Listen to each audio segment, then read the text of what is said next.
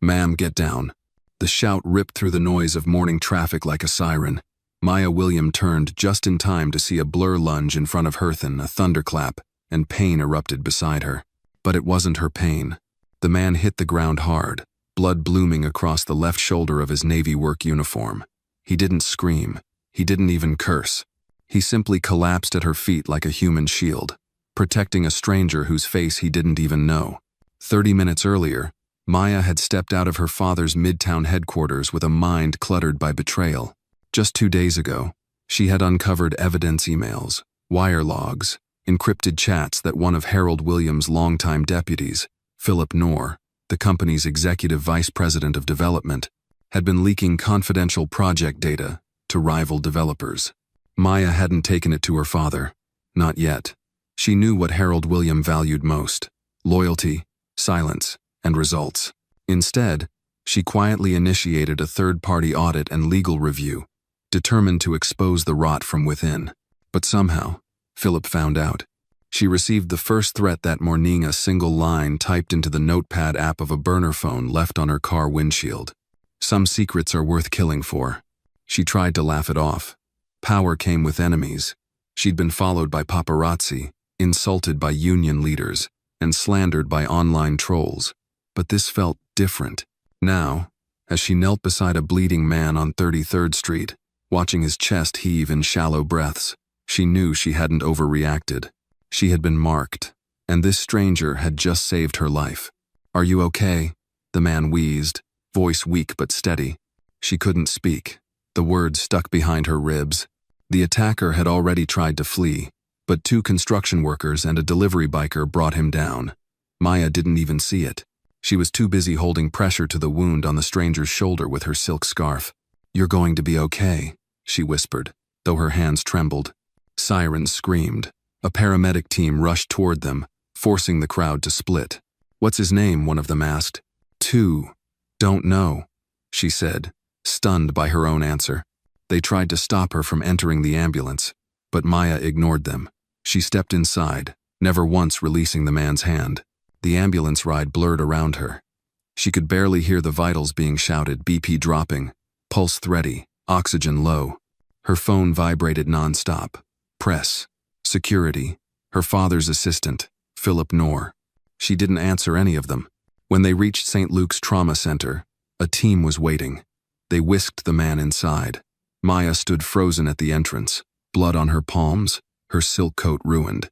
This wasn't just a random attack. She knew it now. Philip had hired someone to eliminate her, to keep her silent. But instead, this man had stood between her and a bullet. She waited. Minutes passed. Then an hour. Her phone continued buzzing. A nurse brought her water. She didn't drink it. Finally, the surgeon emerged. "He's stable," the doctor said, his voice calm. "The bullet missed a major artery. He was lucky." Maya swallowed. "Can I see him?" For a few minutes. She walked into the ICU like stepping into a church. Machines hummed softly. The man's chest rose and fell in slow rhythm. Wires ran from his arms and neck. He looked peaceful but fragile, as if he'd just been pulled back from the edge of something dark. Maya stood by his side, unsure what to say. Then she whispered, "You saved my life, and you don't even know me." She reached out and brushed a lock of hair from his forehead. "Take a moment right here and tell us what you think. Deep down, do you still believe there are people out there willing to risk everything for a stranger? If even a part of you says yes, go ahead and give this story a like. It means more than you think." The beeping of the heart monitor was steady, but the pulse Maya felt under her fingertips was faint, like a thread being tugged farther and farther away. The stranger's skin was warm, though paler than before. His shoulder was tightly bandaged, and a saline drip ticked beside his bed like a slow metronome. She hadn't moved from the chair in hours. A nurse had offered to bring her coffee. She declined. Her father had called 5 times. She didn't pick up. Outside the ICU window, the Manhattan skyline shimmered in late morning haze, but inside, the fluorescent lights cast a quiet kind of sorrow across the sterile white walls. Maya sat forward, elbows on her knees, eyes locked on the man who had taken a bullet for her. He hadn't stirred once. Then his fingers twitched. She bolted upright. "Hey," she whispered, leaning close. Can you hear me? A soft groan left his lips. His eyelids fluttered. Slowly, painstakingly, they opened. Confused brown eyes met hers, blurred and unfocused. Where? His voice cracked, dry as dust. You're in the ICU at St. Luke's, she said softly. You've been out since the shooting. He blinked, the memory creeping back like cold water against bare skin. His breath caught. I got shot. She nodded, her voice catching. You did. You saved my life. He tried to sit up. Pain hit him like a hammer. He grunted, collapsing back against the pillow. Don't move, she said gently, placing a hand on his chest. Just rest. You're safe now. He turned his head slightly, squinting at her. You're the woman. Yes, she said. Maya William. Something flickered in his gaze recognition. He might not have known her face, but he knew the name. Everyone in New York did. You're the real estate princess, he rasped. She gave a faint smile.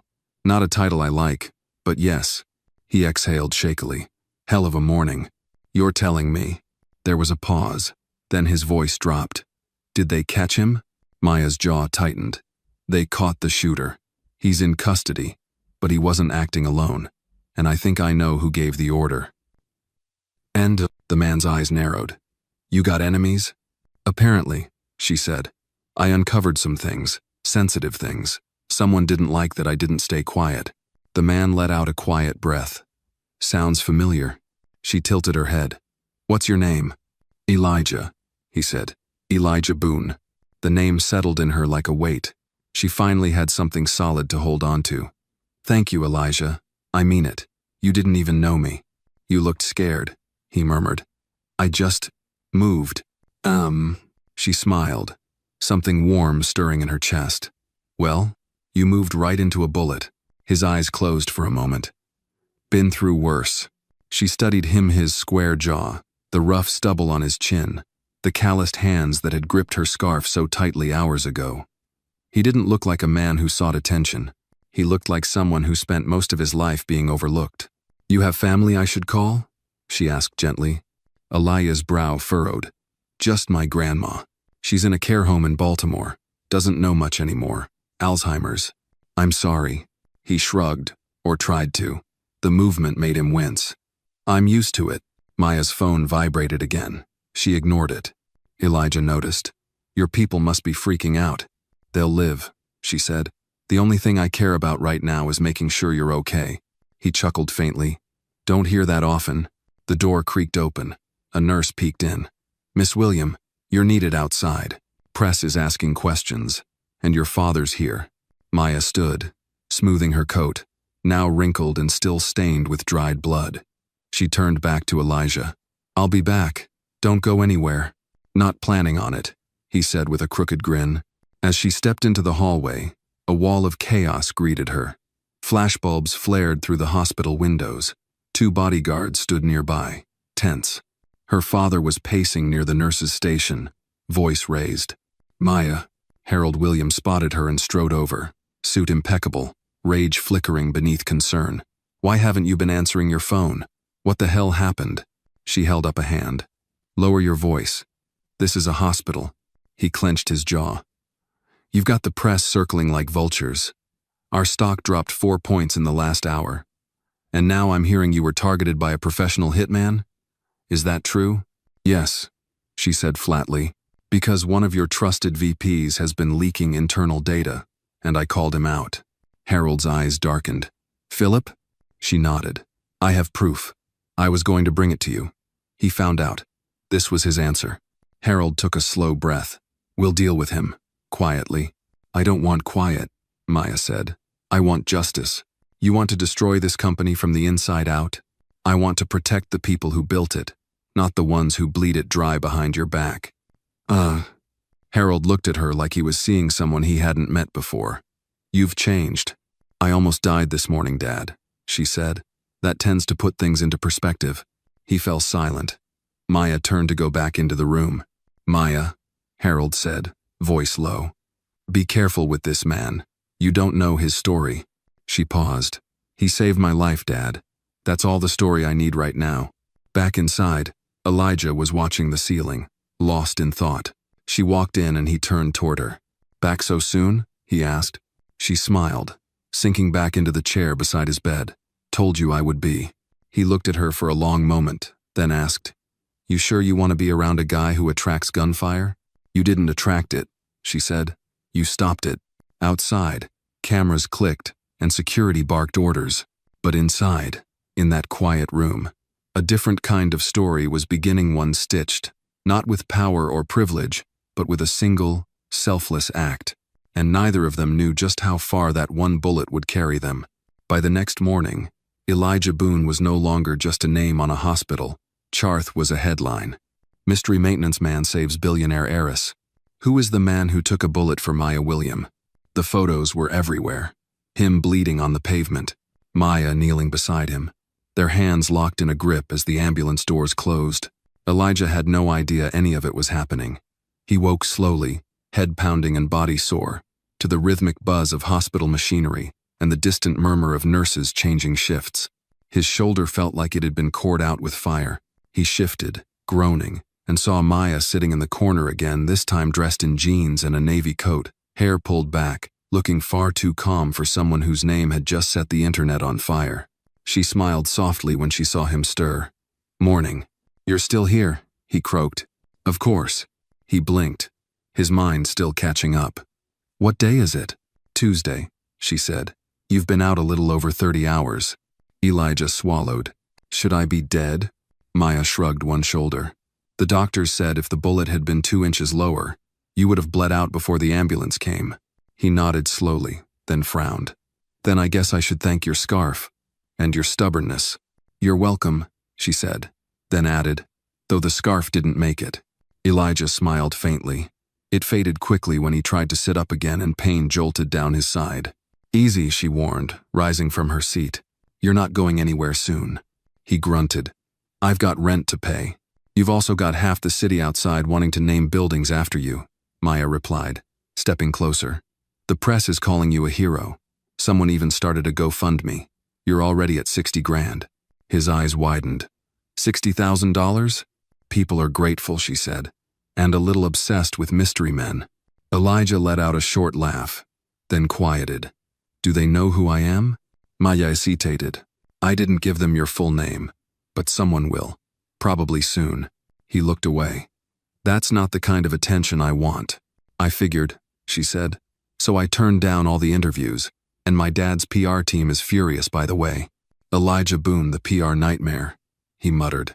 "No," she corrected gently.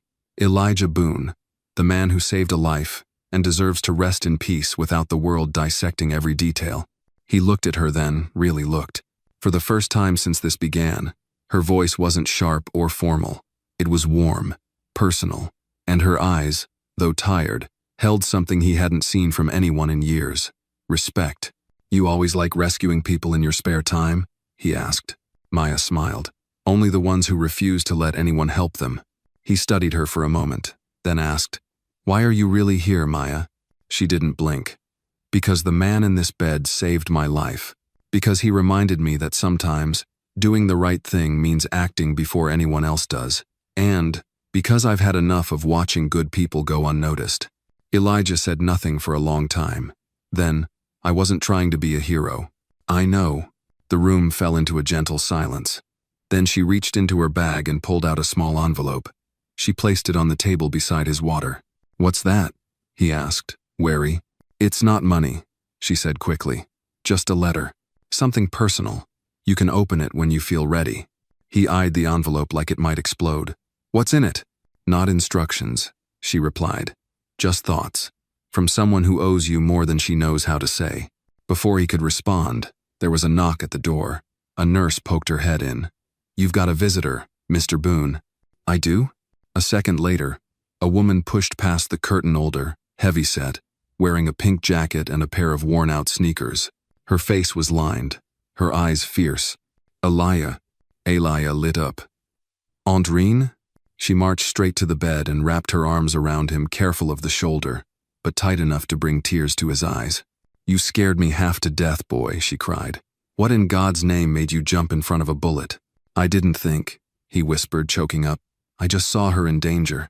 "Well," Aunt Renee said, pulling back and wiping her cheeks. You always were your mama's son. Ah, Maya smiled softly from the side. Aunt Renee turned toward her. And you must be the young lady he saved. I am, Maya said, extending her hand. Maya William, it's a pleasure. Aunt Renee narrowed her eyes for a second, then took Maya's hand with surprising strength. You're the billionaire's daughter, huh? Maya didn't flinch. Yes, ma'am. Renee gave her a long look. Then do something with it. Don't let this man's sacrifice get buried under board meetings and newspaper columns. Maya met her gaze evenly. I won't. The nurse returned to escort Aunt Renee out, but not before she kissed Elijah's forehead and whispered, You're still my baby, bullet or not. When the door clicked shut, Maya turned back to Elijah. She's amazing, she said. She raised me after my mom died, Elijah said, his voice quiet. Worked 2 jobs to keep a roof over my head. She's the reason I joined the army.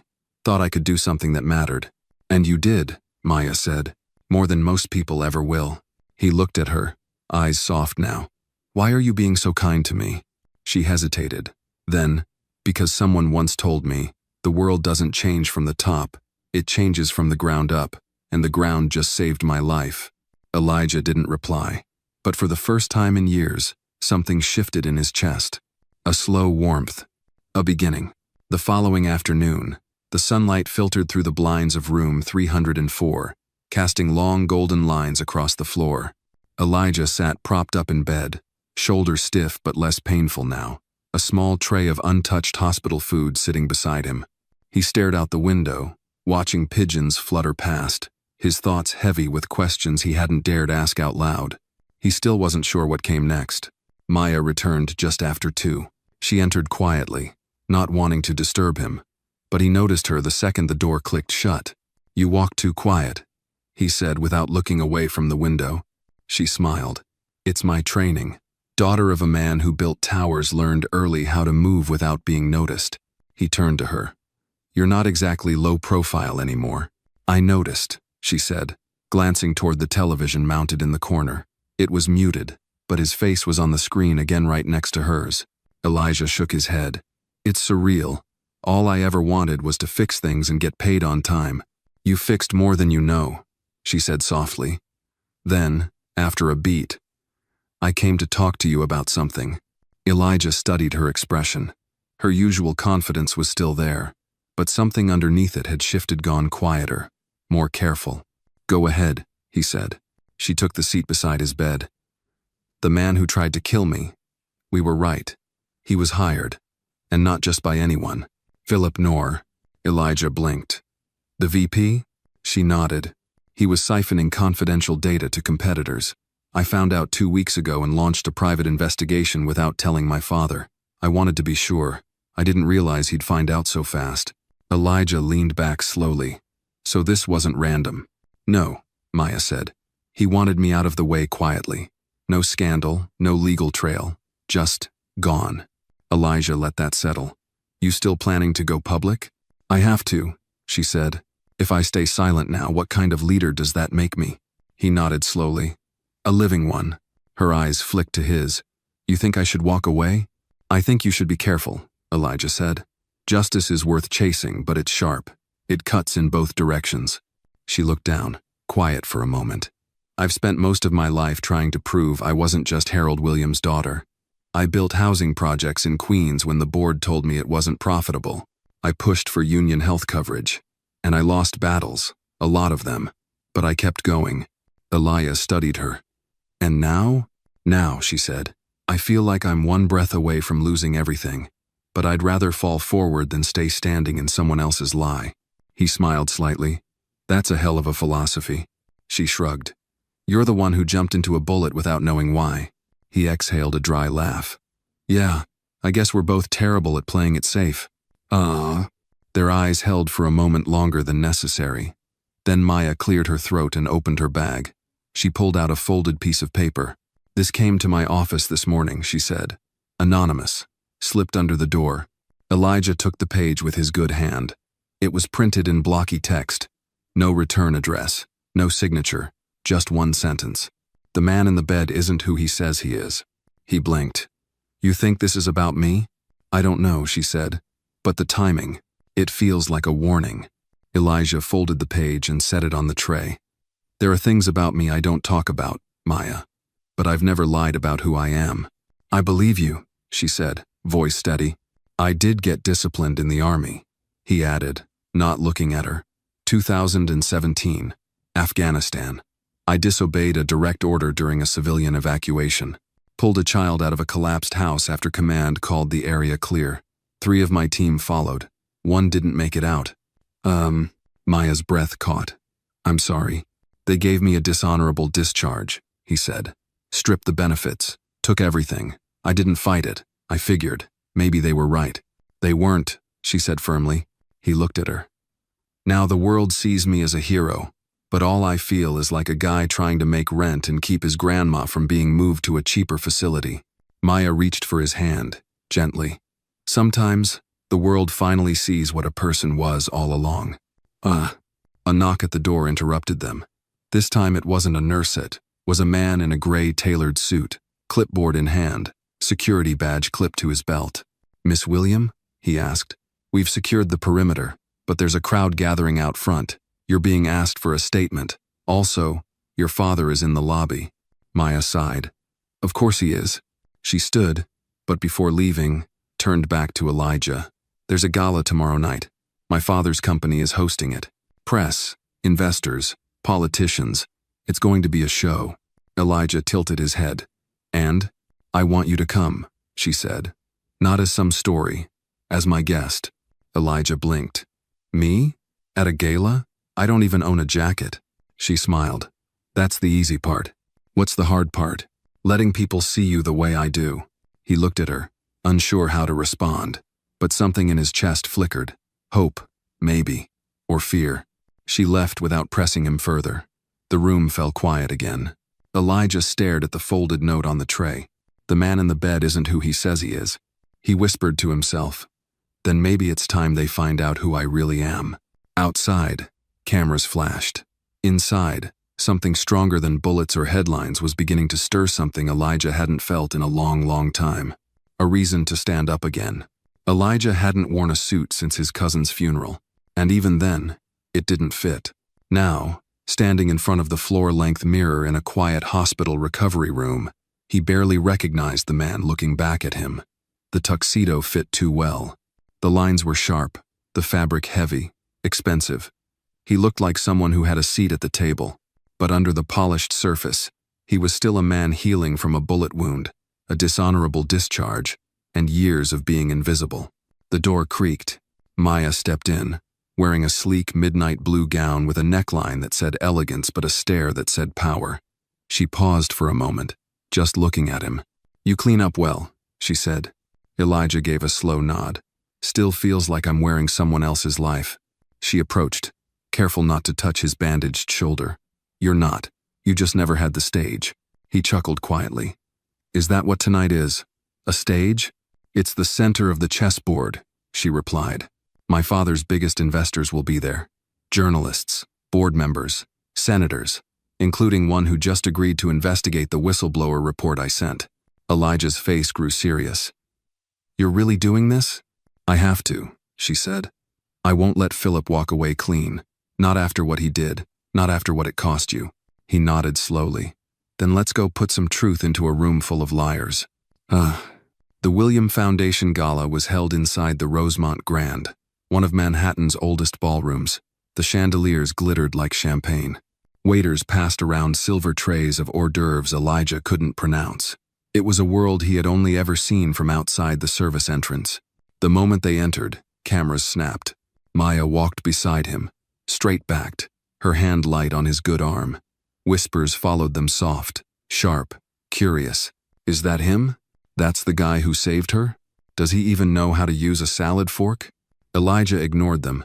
He focused on Maya, who nodded politely, smiled strategically, and walked like she owned every inch of marble beneath her heels. Breathe, she whispered, sensing his tension. I am, he said through clenched teeth. Barely. A man in his 60s, tall and angular with a smooth voice and colder eyes, approached. Harold William. Her father. Elijah, Harold said with forced warmth. Glad you could join us. Didn't have much of a choice, Elijah replied coolly. Your daughter insisted. Harold's smile tightened. She does that. Maya stepped in. Dad, let's not do this here. I'm just being polite, Harold said. But I do hope you're enjoying your 15 minutes, Mr. Boone. I imagine it's a very different view from a boiler room. Elijah straightened but didn't rise to the bait. It is. Cleaner air. Ugh. Maya grabbed Elijah's arm and guided him away. As they moved through the room, she whispered, He's trying to provoke you. Was it that obvious? You kept your composure. That's more than most people do. Elijah exhaled slowly. I don't belong here, Maya. Yes, you do. No, he said. You belong here. Your father does, even if I can't stand him. But me? I'm just the guy who pulled a trigger for someone else's safety. That doesn't make me a guest. It makes me a story. And stories get old fast. She stopped walking, turned to face him. You're wrong. You didn't become a story because of what you did. You became important because of who you are. You chose to act when no one else did. And I know for a fact half the people in this room wouldn't have even flinched. He searched her eyes, unsure how to hold that kind of praise. Then someone cleared their throat behind them. It was a short, balding man in glasses with a white envelope in his hand. For you, Mr. Boone, the man said, offering the envelope. It was left anonymously at the front. Elijah hesitated, then took it. The man disappeared into the crowd. Maya leaned in. What is it? He opened the envelope slowly. Inside was a photogranny, printed from a security camera still. It showed him, years ago, in uniform, dragging a child from a burning building, face streaked with ash. On the back, scribbled in permanent marker, some debts don't go unpaid. Elijah's throat tightened. He turned the photo in his hands, then tucked it inside his jacket. That from your past? Maya asked. Yeah, he said quietly. From the day I got discharged. Before she could say more, a voice echoed over the speakers. Ladies and gentlemen, if I may have your attention. Harold stood at the stage, hands folded. Behind him, a large screen lit up with the William Holdings logo. I want to thank you all for coming, he began. And tonight, I want to recognize someone who acted with extraordinary courage. Mr. Elijah Boone. Elijah froze. Maya's eyes narrowed. He didn't tell me he was doing this. Harold gestured toward Elijah. Elijah, would you join me on stage? Elijah looked at Maya, then stepped forward, slow and steady, pulse pounding in his ears. When he reached the microphone, Harold stepped back, smiling like a man who had just played his final move. Elijah took the mic, looked at the crowd. For a moment, silence. Then he said, I appreciate the invitation, and I appreciate being called a hero, even if I never saw myself that way. People murmured. But since we're talking about truth tonight, let's talk about more than just what you saw on the news. Let's talk about what you didn't see. Let's talk about how people like Philip Knorr thrive behind closed doors, while people like me are discarded when we're no longer useful. Let's talk about how silence has become more profitable than integrity. The crowd stilled. Harold's face drained of color. Maya smiled just slightly. I didn't come here to accept a medal, Elijah continued. I came here to remind you that doing the right thing doesn't require a gala. It just takes guts. And if that makes people uncomfortable, good. Maybe it should. He handed the mic back. Walked off the stage without another word. Maya met him halfway. You just detonated the entire evening. Good, he said. Felt like the air needed clearing. The crowd didn't clap. But they didn't boo either. Just silence. And somewhere, deep inside that silence, something real began to take root. Not charity, not pity, but change. Rain fell in soft sheets the morning after the gala, blurring the skyline like watercolor. Elijah stood alone beneath the awning outside St. Luke's Hospital, collar turned up, his breath visible in the cold air. The tuxedo was gone. He'd traded it for his old army jacket, faded, scuffed, and familiar. In his hand was the photo, the one from the envelope. The child in his arms couldn't have been more than 6, face half hidden by smoke and fear. Elijah remembered the girl's name, Layla. He never knew what happened to her. The mission had ended in chaos, and the aftermath buried everything under red tape. He ran his thumb over the photo's edge as the memory washed over him. He hadn't thought about that day in years, And yet someone who'd been watching hadn't forgotten. Behind him, the hospital doors whooshed open. Maya's voice followed. "You disappeared last night." Elijah turned. She wore a long gray coat, a warm scarf, her expression unreadable. "I needed air," he said. "Gala rooms aren't my natural habitat." "I gathered," she said, stepping closer. "You shook the pillars of that room, you know." "Wasn't my intention," he said. She raised an eyebrow. "Then what was?" He looked out into the rain. To be heard. A pause. The air between them thickened with unsaid things. Then she stepped beside him. "There's fallout," she said. "My father's board is furious. Investors are backing out. Philip hasn't been seen since last night." Elijah didn't flinch. "Good. Let him run." "There's more," she said. "That photo, the one in the envelope, the building you pulled that child from, it was owned by a shell company tied to my father's holdings. Substandard materials, no inspections. It collapsed during an air raid." Elijah stared at her. "Are you saying he was responsible?" "I'm saying he buried it," Maya replied. "We did the digging.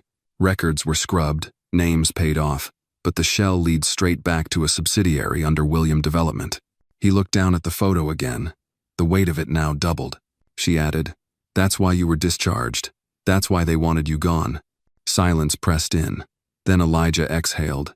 "I knew something didn't add up, but I didn't have proof, just a feeling." "Well, now you have both," she said. He looked at her, eyes steady. "And what are you going to do with it?" She met his gaze without hesitation. "Expose it. Everything. That includes your father," he said. She nodded. "I know." The wind picked up, sending a spray of rain sideways. Elijah tucked the photo into his jacket. "Then I'm with you," he said. A flicker of emotion passed across her face, gratitude, relief, maybe something deeper. She didn't speak. She didn't have to. They walked together, side by side, through the drizzle. The streets were quiet, the city subdued. That evening, Maya called an emergency press conference. Cameras flashed like wildfire as she stood behind the podium at the company's headquarters, shoulders squared, voice calm. "I've spent my career believing that our legacy meant progress. But progress without accountability isn't progress at all. It's negligence." Elijah watched from the wings, hands in his jacket pockets, heart pounding. "The events that transpired in Afghanistan, and the attempt on my life last week, are connected by one thing: corruption hidden under my family's name. That ends now." Reporters fired questions. "Are you implicating your father directly? Do you have proof? Is the man who saved you here tonight?" Maya held up the photo. "This image isn't just a memory. It's evidence. Of a cover-up. Of a hero who paid the price for doing what was right.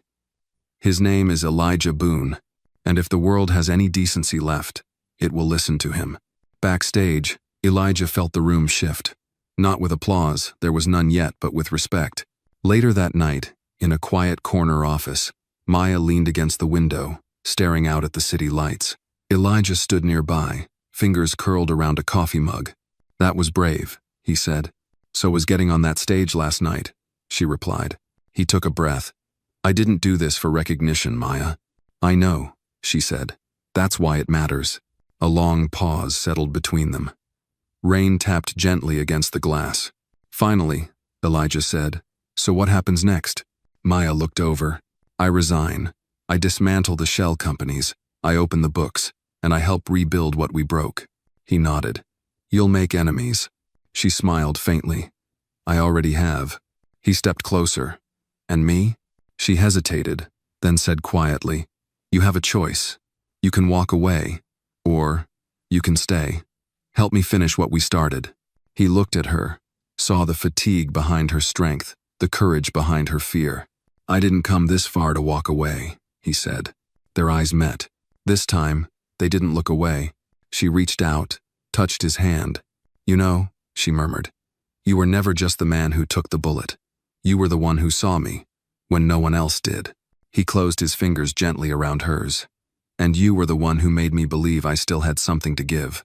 Outside, the rain stopped. Inside, something else had just begun. Something neither of them could name yet, but it felt real. And for the first time in a long time, it felt like hope. 2 days after Maya's press conference, the fallout hit like a tidal wave. Headlines screamed across national networks. Real estate empire in crisis. Daughter of Harold William blows whistle on corruption. Former Army medic becomes symbol of integrity. The William Holdings stock plummeted. Board members resigned. Probes were launched by the Department of Justice and the SEC. Harold William himself had vanished from public view, canceling meetings, declining interviews, his spokesperson claiming he was taking time to reflect. But for Maya and Elijah, there was no time for reflection. They were too busy steering the wreckage.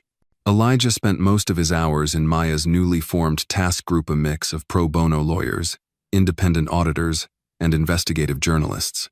He wasn't a strategist, but he brought something even more valuable to the room: clarity. He cut through spin like a scalpel, reminding everyone why they were there in the first place. On Thursday afternoon, as Maya wrapped up a tense call with federal regulators, Elijah walked into her temporary office, a reconfigured break room at a nonprofit clinic in Queens. He held a manila folder in one hand, his brow tight. "Got something," he said. She looked up from her laptop. "Good or bad?" "Both," he replied, placing the folder in front of her. "It's a list of offshore accounts connected to the shell companies your father used to shield construction deals in conflict zones." Maya flipped through the pages. Her heart dropped. There were names, transaction dates, even wire transfers tied to political campaigns. "This goes deeper than I thought," she murmured. "Deeper and dirtier," Elijah said. "And one of those accounts was just emptied. Yesterday. Someone's moving fast." Maya closed the folder slowly. "We're getting close." Too close," Elijah said. "I saw two unfamiliar cars parked outside my building last night. No plates." She looked at him, alarm flashing across her face. "You think it's them?" He nodded. "Maybe not your father's people, but someone who's got a lot to lose if this all goes public." Maya stood, crossing to the window. Rain again. New York never stayed dry for long. "Elijah," she said, "you should leave town for a while." "No," he replied immediately. "You've done enough." "I haven't," he cut in. "I didn't take that bullet just to slink off while you fight this alone." She turned toward him, voice lower. "If something happened to you again, I don't know if I could." She stopped herself. He stepped closer. "Hey," he said gently, "you're not losing me. Not this time." Their eyes held. No walls, no roles, just truth. Maya broke the silence with a small, almost sad smile. "You know, this wasn't supposed to be our story." "I know," he said, "but I like the way it's unfolding." Later that evening, Elijah stood alone on the rooftop of the clinic. The city stretched around him, glowing, breathing, untamed. His phone buzzed. Unknown number. He picked up. "Elijah Boone," came a deep voice. "You don't know me, but I know you." He stiffened. "Who is this?" "I worked in Kandahar," the voice continued. "You pulled my niece from a collapsed shelter. I was there when command called in the airstrike." Elijah's breath caught. "They covered it up, blamed you. I've kept quiet for years, but after what I saw on TV, what you said at that gala, I remembered who I was." Elijah said nothing. His heart thudded like it wanted to run. "There's a video," the man said. "Helmet cam. Yours. Someone salvaged the data." "Where is it?" Elijah asked. "I sent it to the inbox listed on Maya Williams' public statement. Check it. And one more thing, thank you for not staying silent." The call ended. Elijah stood motionless, phone still pressed to his ear. He rushed down the stairs 2 at a time. Maya was still in the office, sipping lukewarm tea, eyes red from strain. He threw open the door. "We have proof," he said. "What?" he explained quickly. She opened her laptop, dove into the inbox, and there it was. A secure download link. 7 minutes and 42 seconds of compressed helmet cam footage. They watched in silence. The video showed a dusty courtyard, gunfire in the distance. Elijah's voice, steady, issuing instructions. Then the collapse, screams, dust, clouding everything. And through it, the unmistakable image of Elijah digging through rubble with bare hands, pulling out a crying girl. Then radio chatter. A superior ordering a strike, despite local civilians present. Elijah's voice. "Negative. There are still people in here, children. We need more time." Command. "That's not your call. Move out." Elijah. I'm not leaving them. The footage ended. Maya sat back, stunned. They buried this. They tried, Elijah said. But someone remembered. Maya turned to him. This isn't just proof of your innocence. It's an indictment. On the army, on the cover-up, on the entire system that made you disappear. Elijah exhaled slowly. Then let's make sure it never happens again. The next morning, they released the video. It spread faster than either of them anticipated. From veterans forums to CNN, from podcasts to primetime news. By nightfall, number Justice for Elijah trended nationwide. Former soldiers began to come forward. Parents of children lost in the airstrike demanded answers. Maya stood by Elijah's side through every interview, every press call, every whispered threat that came in the aftermath. And through it all, something shifted. People began to listen not just to the headlines, but to the silences Elijah had carried for years. In one interview, a host asked, "If you could go back to that day before the shooting, before the betrayal, before the press, would you still have done it?" Elijah looked into the camera, then turned his gaze toward Maya, who stood just off screen. "Yes," he said, "because saving someone was never a mistake. But this time, I didn't just save a stranger. I found something I didn't think I deserved. A second chance, a purpose, maybe even someone to walk it with." And in the quiet afterward, Maya felt tears slip down her cheek, not because he said it, but because he meant it. A week passed, but the world had changed. Elijah stood in a tailored Navy suit outside the federal courthouse in Manhattan, the wind tugging at the edges of his coat like a reminder of the battles still ahead. Maya stood beside him, poised in a charcoal gray blazer, her posture tall, her expression unreadable. Cameras flashed, reporters shouted questions, but neither of them blinked. Inside, Harold Williams sat at the defense table, flanked by high-priced lawyers who now looked like ghosts of a collapsing empire. His hair was grayer than it had been in the last photo the media had of him. His jaw, once steeled by success, was clenched now with something closer to dread. He hadn't looked at Maya. Not once. But she looked at him. Not with vengeance. With clarity. With the unflinching gaze of a daughter who had outgrown the illusion. The courtroom was packed. Veterans, journalists, community leaders, survivors. And in the third row, Elijah's mother, Gloria, sat quietly with a folded handkerchief in her lap. She had flown up from Savannah to witness this day with her own eyes. When the judge called the session to order, Elijah leaned in and whispered to Maya, "You ready?" She didn't answer. She didn't have to.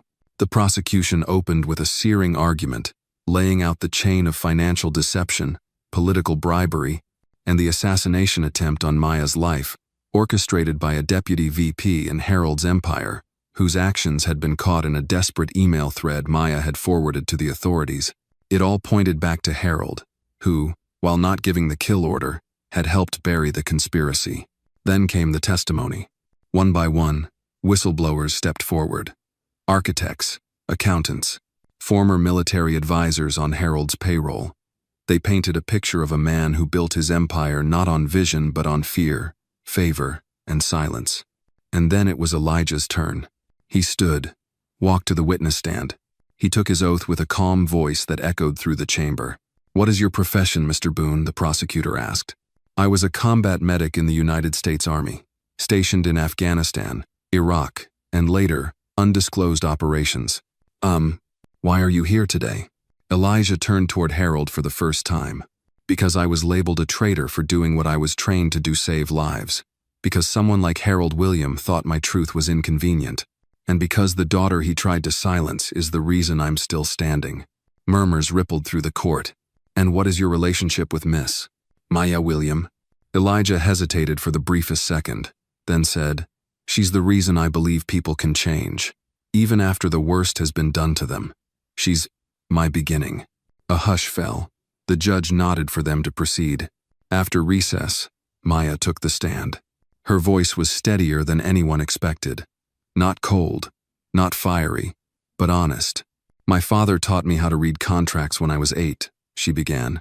"He told me, details are everything. I believed him. I modeled myself after him. And for a long time, I didn't want to see what those details were hiding." She inhaled. "But when I found out the truth that someone in our company paid to have me killed, and that my father protected that man. I knew the person I had to become wasn't his daughter. It was my own woman. And that meant standing here, telling you all this, not for revenge, but for closure. She stepped down in silence, and the jury watched her like they were watching someone pull herself free from chains. Later that night, the two of them sat on the rooftop of a quiet cafe in Brooklyn, far from the reporters and legal teams. The city lights stretched in every direction. The air was cool, the sky a navy sheet stitched with stars. Maya turned to Elijah, who was sipping a black coffee, his expression still and unreadable. "What are you thinking?" she asked. He took a moment. "I'm thinking about the first time I saw you. At the cafe. Before the gun. Before the press. You were reading a book on urban ethics." She smiled faintly. "Yeah. I thought you were just the janitor." "I was. At least on paper. And now?" He looked at her. "Now I'm something else. And so are you." They sat in silence. A kind of silence that felt earned. Then Maya leaned back, her voice soft. "My dad didn't even flinch when I told the truth. Not a single emotion. Like he'd already accepted that I wasn't his anymore." "He didn't lose a daughter," Elijah said. "He lost the lie he raised her in." She looked at him. "And you? You still believe in justice?" He paused, then nodded. "Yeah. But I believe in quiet justice now. The kind that doesn't need applause. Just healing." She reached across the table, taking his hand. "You saved me. Not just from that bullet. From everything." Elijah squeezed her fingers. "And you gave me something I didn't know I was missing." "What?" He looked at her, smile small but true. "Hope." Across the street, a mural caught the light. A pair of hands lifting a child. Beneath it, "Justice isn't the noise, it's the rebuild." Neither of them said a word after that. They just sat, breathing, becoming something new. Together. It was a quiet morning when Maya returned to the old family estate on the outskirts of Rhinebeck, New York. The property had been in the William family for 3 generations, and though she had once walked its marble halls as a child in patent leather shoes, today she arrived alone. No driver, no assistant. Just a duffel bag and a letter tucked into her coat pocket. She didn't ring the bell. She had her own key. The house had been empty since the trial. Harold William, now awaiting sentencing, had signed over the estate to Maya in what his lawyer called a gesture of familial responsibility. Maya hadn't replied. Not until now. Inside, dust had gathered like memory. The grand chandelier above the foyer looked dimmer than she remembered, and the grandfather clock in the hallway had stopped ticking, stuck at 3:16 a.m., the very hour she'd been rushed into surgery weeks ago. She moved room by room, letting the silence guide her. In her father's old study, the walls were still lined with framed magazine covers. Forbes, The Wall Street Journal, Time. His legacy was frozen in glass and gold leaf, but on the massive oak desk, she laid down the letter, Elijah's handwriting, tight and deliberate. "If you're reading this, it means you're ready. This house may be part of your history, but it's not your future. Neither is your father's shadow. Not anymore." She sat down slowly in the leather chair that once dwarfed her when she was a girl, and read the rest. "You asked me once what I wanted from all this. I didn't know then. I think I do now. I want a life where the people who do the right thing don't have to apologize for it. A life where the ones who take bullets literally or otherwise can finally stop running. I want that life with you." Maya closed her eyes. Outside, the winter sun was rising, gentle and unapologetic. Later that day, she found Elijah standing on the edge of Battery Park, looking out over the harbor. His coat was open to the wind, and in his hands was a small brown box. She said nothing at first, just slipped her arm into his. He smiled without turning. "You found the letter?" "I did." "And?" She rested her head against his shoulder. "I think you were right." They stood there for a moment, watching a ferry churn the water as it pulled into dock. He opened the box, revealing a thin silver chain with a simple charm. A tiny phoenix, its wings outstretched in mid-flight. "For you," he said, "not because you rose from ashes, but because you chose not to become them." Maya swallowed hard. "I've never had someone give me something like this without expecting power or position in return. I'm not giving it to Maya William, real estate heiress," he said gently. "I'm giving it to the woman who saw the world break and decided to build something better. She took the necklace and held it tightly, then whispered, "Come with me." He followed her to the edge of the memorial pools at the 9/11 site. The names etched into the black granite shimmered beneath a layer of mist. She paused, pulling out a note she had written. She read aloud, "Not for the crowd, not for the cameras, just for him. My father taught me how to build things. Elijah taught me why they should matter." She folded the paper and tucked it into the sliver between the stones. Then she turned to him. "I want to leave something better behind, and I want you with me." Elijah looked at her, and for once, didn't need to speak. His hand found hers. 3 months later, a new foundation was launched. The Boone, William Initiative for Silent Justice. Its mission wasn't about flashy trials or headlines, it was about giving resources to whistleblowers, victims of corporate retaliation, and former service members navigating trauma in silence. The day it launched, Elijah gave a speech on the steps of the very courthouse where he'd once testified. "I was never supposed to make it this far," he began, voice clear in the microphone. "I was born with 2 strikes, poor and black, but I had a mother who taught me how to heal, and a woman who reminded me why." He looked at Maya then, "And now I'm here, not as a survivor, but as a builder." The crowd applauded, but Elijah's eyes were only on her. After the event, an older man in a Vietnam veteran cap walked up and shook Elijah's hand.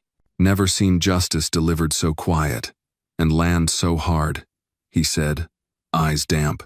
"Thank you." Elijah nodded, moved. "We're just getting started."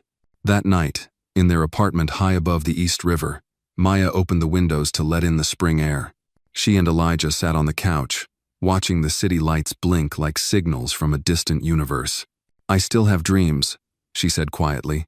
"About your father? About the moment I turned and saw you standing there, in front of the gun." Elijah placed his hand over hers. "Every life has a turning point. That was ours." She nodded, then smiled. "You know," she said, "there's one thing I haven't told you yet." "What's that?" She leaned in, kissed his cheek, and whispered, "I love you." Elijah closed his eyes, and for the first time in a long time, he let himself believe he was home. Across the room, the Phoenix charm caught the moonlight, casting a soft glow on the wall. A new story was beginning, one not about wealth or revenge, but healing. And for Maya, William, and Elijah Boone, that was more than enough.